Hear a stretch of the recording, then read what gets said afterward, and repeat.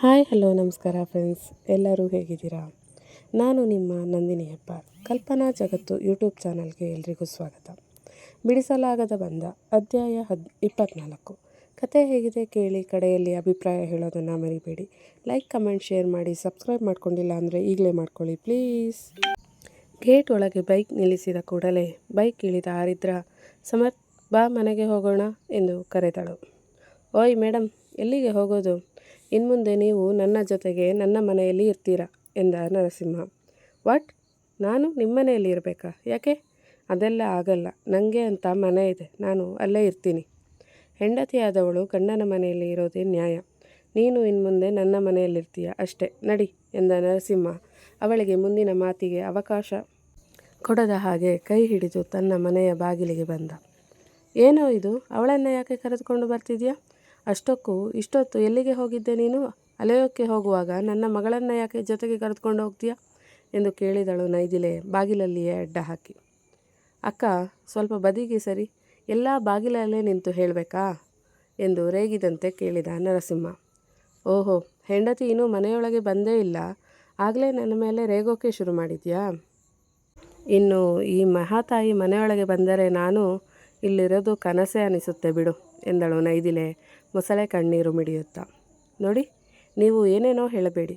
ನಿಮ್ಮ ಮನೆಯಲ್ಲಿ ನೀವು ಇರೋದಕ್ಕೆ ನಾನ್ಯಾಕೆ ಬೇಡ ಅನ್ನಲಿ? ನನ್ನಿಂದ ಈ ಮನೆಯಲ್ಲಿ ಜಗಳ ಆಗೋದು ಬೇಕಾಗಿಲ್ಲ. ಕೈ ಬಿಡಿ, ನಾನು ಹೋಗ್ತೀನಿ ಎಂದಳು ಆರಿದ್ರ. ಆಗಿದ್ದ ಏಟಿನ ನೋವಿನ ಜೊತೆಗೆ ಈಗ ನೈದಿಲೆಯ ಮಾತಿನ ಏಟು ಅವಳಿಗೆ ಹಿಂಸೆ ಅನಿಸಿ ಸಹಿಸೋಕೆ ಕಷ್ಟವಾಗಿತ್ತು. ಈ ನಾಟಕನೇ ಬೇಡ ಅಂದಿದ್ದು. ಇದೆಲ್ಲ ನೋಡ್ತಿದ್ರೆ ನಿನ್ನದು ಎಲ್ಲ ನಾಟಕ ಅನಿಸುತ್ತೆ ಕಣೆ. ನಮ್ಮನೆ ಸೇರಿಕೊಳ್ಳೋಕೆ ನಾಟಕ ಆಡಿದ್ಯೇನೋ ಅಲ್ವಾ ಎಂದಳು ನೈದಿಲೆ. ಬಾಗಿಲಲ್ಲಿ ನಿಂತು ಏನು ಮಾತದು, ಬನ್ನಿ ಒಳಗೆ ಎಂದರು ಶಂಕರ್ ಶಾಸ್ತ್ರಿಗಳು. ಕೋಣೆಯಲ್ಲಿ ವಿಶ್ರಾಂತಿ ಮಾಡುವ ತಾತನನ್ನು ಅಮ್ಮ ರಗಳೆ ತೆಗೆದಿದ್ದು ನೋಡಿಯೇ ಸಂಧಿಯಲ್ಲಿ ನುಸುಳಿ ಹೋಗಿ ಕರೆದುಕೊಂಡು ಬಂದಿದ್ದಳು ಚೋಟ್ಮೆಣಸಿನಕಾಯಿ ಸ್ವಪ್ನ. ನೋಡಿಯಪ್ಪ, ನಿಮ್ಮ ಮಗ ಏನು ಮಾಡ್ತಿದ್ದಾನೆ ಅಂತ, ಮನೆ ಮರ್ಯಾದೆ ಹರಾಜು ಹಾಕೋ ಕೆಲಸ ಮಾಡ್ತಿದ್ದಾನೆ ಎಂದು ತಮ್ಮನ ಮೇಲೆ ದೂರಿದಳು ನೈದಿಲೆ. ಅವನು ಆ ಕೆಲಸ ಮಾಡೋಕೆ ಶುರು ಮಾಡಿ ವರ್ಷ ಕಳೆದಿದೆ. ನೀನು ಮೊದಲು ಅವರಿಗೆ ದಾರಿ ಬಿಡು, ಒಳಗೆ ಬರಲಿ ಅವರು ಎಂದರು ಶಂಕರ್ ಶಾಸ್ತ್ರಿಗಳು. ಅಪ್ಪನ ಮಾತಿಗೆ ಸಿಡುಗುತ್ತಾ ದಾರಿ ಬಿಟ್ಟಳು ನೈದಿಲೆ. ಮಡದಿಯ ಜೊತೆಗೆ ಮಗನ ಕೈ ಹಿಡಿದು ಒಳಗೆ ಬಂದ ನರಸಿಂಹ, ಅಮ್ಮ ಕುಡಿಯೋಕೆ ಏನಾದರೂ ತಗೊಂಡು ಬಾ ಎಂದು ಕೂಗು ಹಾಕಿದ. ನನಗೇನು ಬೇಡ ಎಂದಳು ಆರಿದ್ರ ತಕ್ಷಣವೇ. ನಿನಗೆ ಬೇಡ ಅಂದರೆ ನನಗೆ ಬೇಕು ಎಂದ ನರಸಿಂಹ ಮಾತು ಮುಗಿಸುವ ಮೊದಲೇ ನನಗೂ ಬೇಕು ಎಂದು ಕೂಗಿದ ಸಮರ್ಥ್. ಅಜ್ಜಿ, ನನಗೆ ಸಮರ್ಥನಿಗೆ ಪಾನಕ ಬೇಕು ಎಂದಳು ಚೋಟ್ ಮೆಣಸಿನಕಾಯಿ. ಅಡುಗೆ ಮನೆಯಲ್ಲಿದ್ದ ಅನಸೂಯ ಅವರು ಎಲ್ಲರಿಗೂ ಪಾನಕ ಮಾಡಿ ಹಿಡಿದು ಬಂದರು. ಎಲ್ಲರಿಗೂ ಕೊಟ್ಟು ಮಗಳಿಗೆ ಕೊಡಲು ಬಂದರೆ, ಇನ್ನೂ ಸೊಸೆ ಮನೆಗೆ ಬಂದಿದ್ದೆ, ಮಗಳಿಗೆ ಕೊನೆಗೆ ಕೊಡ್ತಿದ್ಯಾ? ಅಕಸ್ಮಾತ್ ಅವಳು ಇಲ್ಲೇ ಇರೋದು ಅಂತಾದರೆ ನನಗೆ ಊಟ ಹಾಕೋಕ್ಕೆ ಕೂಡ ಹಿಂದೆ ಮುಂದೆ ನೋಡ್ತೀಯೇನೋ ಅಲ್ವಾ ಎಂದಳು ನೈದಿಲೆ. ಹೌದು ಕಣೆ, ನಾಳೆ ಬಾಣಂತನ ಮುಗಿಸಿಕೊಂಡು ನೀನು ನಿನ್ನ ಗಂಡನ ಮನೆಗೆ ಹೋದ್ಮೇಲೆ ನನ್ನಪ್ಪ ಅಮ್ಮನ ನೋಡಿಕೊಳ್ಳೋಕ್ಕೆ ನನ್ನ ಹೆಂಡತಿನೇ ಬೇಕು ಅಂದಮೇಲೆ ಅವಳಿಗೆ ಪ್ರಾಮುಖ್ಯತೆ ಕೊಡೋದ್ರಲ್ಲಿ ಏನು ತಪ್ಪಿದೆ ಎಂದು ಕೇಳಿದ ನರಸಿಂಹ. ಓಹೋ, ಈಗಲೇ ನನ್ನ ಮನೆಯಿಂದ ಹೊರಗೆ ಹಾಕಬೇಕು ಅಂತ ತೀರ್ಮಾನ ಮಾಡಿದ್ಯಾ? ಹಾಗಾದರೆ ಎಂದು ಬಿಕ್ಕಳಿಸುತ್ತಾ ಕೇಳಿದಳು ನೈದಿಲೆ. ಪಾನಕ ಕುಡಿದು ಲೋಟ ಕೆಳಗಿಟ್ಟ ಆರಿದ್ರ, ನಾನು ಹೊರಡ್ತೀನಿ ಎಂದು ಎದ್ದು ನಿಂತರೆ, ಮನೆಯಿಂದ ಆಚೆ ಕಾಲಿಟ್ಟರೆ ನನ್ನ ಮಗನ ಮೇಲೆ ಆಣೆ ಎಂದು ಬಿಟ್ಟ ನರಸಿಂಹ. ಹೆಜ್ಜೆ ಮುಂದೆ ಇಡದೆ ಅಲ್ಲೇ ನಿಂತಳು ಆರಿದ್ರ.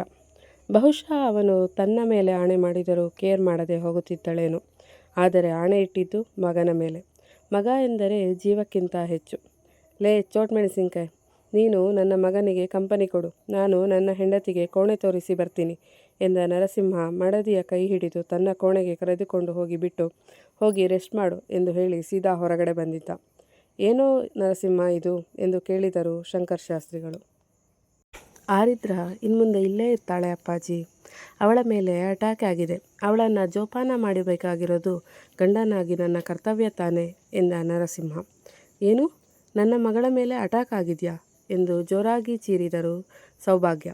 ಮೊಮ್ಮಗನ ಹಾದಿಯನ್ನೇ ಕಾಯುತ್ತಿದ್ದವರು ಬೈಕ್ ಬಂದು ಬಹಳಷ್ಟು ಹೊತ್ತಾದರೂ ಮನೆಗೆ ಬರದೇ ಇದ್ದಾಗ ತಾವೇ ಅರಸಿ ಶಾಸ್ತ್ರಿಗಳ ಮನೆಗೆ ಬಂದಿದ್ದರು. ಆಗಲೇ ನರಸಿಂಹ ಅಟ್ಯಾಕ್ ಆಗಿದೆ ಎಂದು ಹೇಳಿದ್ದು ಕೇಳಿ ಆತಂಕಗೊಂಡರು. ಸಮರ್ಥ್, ಸ್ವಪ್ನ, ನೀವು ಹೊರಗಡೆ ಆಡ್ತೀರಿ ಎಂದು ನರಸಿಂಹ ಹೇಳಿದರೆ ಕೂಡಲೇ ಪರಿಸ್ಥಿತಿ ಅರಿತ ದೊಡ್ಡವಳ ಹಾಗೆ ಬಾ ಹೋಗೋಣ ಎಂದು ಸಮರ್ಥ್ ಕೈ ಹಿಡಿದು ಹೊರಗಡೆ ನಡೆದಳು ಸ್ವಪ್ನ. ಕೋಣೆಯೊಳಗೆ ಇದ್ದ ಆರಿದ್ರ ತಕ್ಷಣವೇ ಹೊರಗಡೆ ಬಂದಳು ಅಮ್ಮನ ಸ್ವರ ಕೇಳಿ. ನನ್ನ ಮಗಳು ಎಲ್ಲ ಇದ್ದಾಳೆ, ಏನಾಗಿದೆ ಅವಳಿಗೆ ಎಂದು ಅಳುತ್ತಾ ಕೇಳಿದವರ ಬಳಿಗೆ ಬಂದ ಆರಿದ್ರ, ಅಮ್ಮ ಸಮಾಧಾನ ಮಾಡಿಕೊಳ್ಳಿ, ನನಗೇನೂ ಆಗಿಲ್ಲ ಎಂದಳು.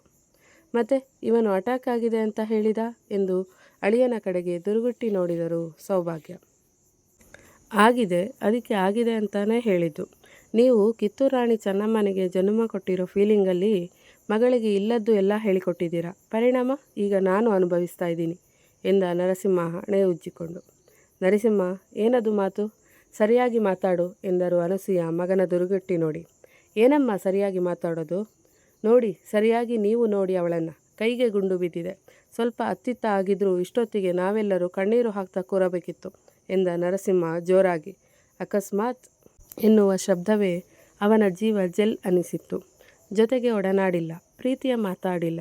ಕೆಲವೇ ದಿನಗಳು, ಅದು ಕೂಡ ಅನಿವಾರ್ಯದಿಂದ ಜೊತೆಗೆ ಇದ್ದಿತ್ತು. ಹೀಗಿದ್ದಾಗ ಕೂಡ ಅವಳ ಮೇಲೊಂದು ನವಿರಾದ ಭಾವನೆ ಅವನೊಳಗೆ ಮೂಡಿದ್ದು ಸುಳ್ಳಲ್ಲ. ಹೇಳಬೇಕು ಅನಿಸುವಷ್ಟರಲ್ಲೇ ದೂರವಾಗಿದ್ದರು. ಈಗ ಮತ್ತೆ ಕಣ್ಮುಂದೆ ತನ್ನ ಅಂಶದ ಜೊತೆಗೆ ಬಂದವಳ ಮತ್ತೆ ಕಳೆದುಕೊಳ್ಳಲು ತಯಾರಿಲ್ಲ ಅವನು. ಗುಂಡು ಬಿದ್ದಿದೆ ಅಂತ ಹೇಳಿದ ಕೂಡಲೇ ಅನಸೂಯ ಅವರ ಜೊತೆಗೆ ಸೌಭಾಗ್ಯ ಅವರು ಗಾಬರಿಯಿಂದ ಮಗಳ ಕೈಯನ್ನೇ ನೋಡಿದ್ದರು.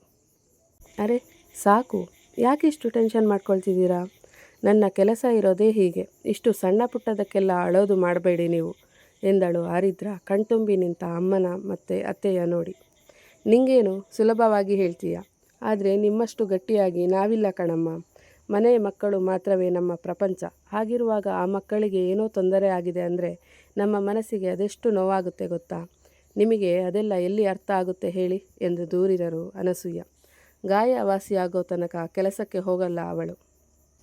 ಇನ್ಮುಂದೆ ದಿನ ಚೆನ್ನಾಗಿ ಮಾಡಿ ತಿನ್ನಿಸಿ ಅವಳಿಗೆ ಎಂದ ನರಸಿಂಹ. ಗಾಯ ವಾಸಿಯಾದ ಮೇಲೆ ಕೂಡ ಕೆಲಸಕ್ಕೆ ಹೋಗೋದು ಬೇಡ ಆರಿದ್ರ. ನೀನು ಕೆಲಸಕ್ಕೆ ಸೇರಿದ್ದು ನಿನ್ನಪ್ಪನ ಸಾವಿಗೆ ನ್ಯಾಯ ಕೊಡಿಸಬೇಕು ಅಂತ ತಾನೇ? ಆ ಕೆಲಸ ಆಗಿದೆ ಅಂದಮೇಲೆ ನೀನು ಆ ಕೆಲಸ ಬಿಡು ಎಂದರು ಸೌಭಾಗ್ಯ. ಮಗಳು ಮದುವೆಯಾಗಿ ಮನೆ, ಗಂಡ, ಮಕ್ಕಳು ಅಂತ ಇರುವುದು ನೋಡುವ ಆಸೆ ಅವರದು.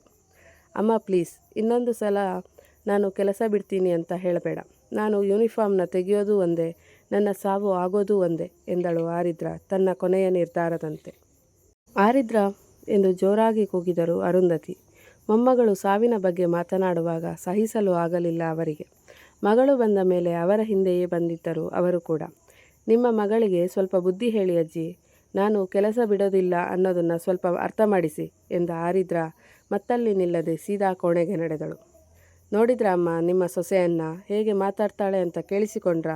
ನಮ್ಮ ಮನೆಗೆ ಬೇಕಾಗಿರೋದು ಮನೆ ನಡೆಸಿಕೊಂಡು ಹೋಗಬೇಕಾಗಿರೋ ಸೊಸೆ, ಊರಿಗೆ ಉಪಕಾರಿ, ಮನೆಗೆ ಮಾರಿ ಅನ್ನೋಳು ಅಲ್ಲ ಎಂದು ನಾಲಿಗೆ ಹರಿಬಿಟ್ಟಳು ನೈದಿಲೆ. ನೈದಿಲೆ, ನೀನು ಕೋಣೆಗೆ ಹೋಗಮ್ಮ ಸ್ವಲ್ಪ ಎಂದರು ಅರುಂಧತಿ ಅಜ್ಜಿ. ನಾನ್ಯಾಕೆ ಹೋಗಬೇಕು? ಇದು ನಮ್ಮನೆ ಎಂದಳು ನೈದಿಲೆ. ಅದಕ್ಕೆ ಕೋಣೆಗೆ ಹೋಗು ಅಂತಿರೋದು, ಮನೆಯಿಂದ ಆಚೆ ಹೋಗು ಅಂದಿಲ್ಲ. ನಾವು ದೊಡ್ಡವರು ಏನೋ ಮಾತಾಡಿ ತೀರ್ಮಾನ ಮಾಡ್ತೀವಿ. ನಿನಗೆ ಸದ್ಯಕ್ಕೆ ವಿಶ್ರಾಂತಿ ಅಗತ್ಯವಿದೆ, ಹೋಗು ಎಂದು ತಾಳ್ಮೆಯಿಂದ ಹೇಳಿದರು ಅರುಂಧತಿ ಅಜ್ಜಿ.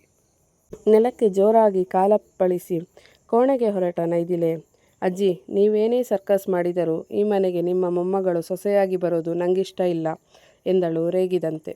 ನನ್ನ ಮೊಮ್ಮಗಳು ಸೊಸೆಯಾಗಿ ಬರೋದು ಇಷ್ಟ ಆಗಬೇಕಾಗಿರೋದು ನಿನ್ನ ಅಪ್ಪ ಅಮ್ಮನಿಗೆ. ಹಬ್ಬಕ್ಕೆ ಬಂದು 2 ದಿನ ಅತಿಥಿಯಾಗಿ ಇರೋ ನಿನಗೆ ಇಷ್ಟ ಆದರೂ ಆಗದೆ ಹೋದರೂ ಜಾಸ್ತಿ ವ್ಯತ್ಯಾಸ ಆಗಲ್ಲ ಬಿಡು ಎಂದರು ಅರುಂಧತಿ ಅಜ್ಜಿ ತುಸು ಖಡಕ್ಕಾಗಿಯೇ ಉತ್ತರಿಸಿದ್ದರು. ಮುಂದೆ ಕತೆ ಇನ್ನೂ ಮುಂದುವರಿಯುತ್ತೆ. ಇದಕ್ಕೆ ಕಮೆಂಟ್ ಮಾಡಿ ಪ್ಲೀಸ್.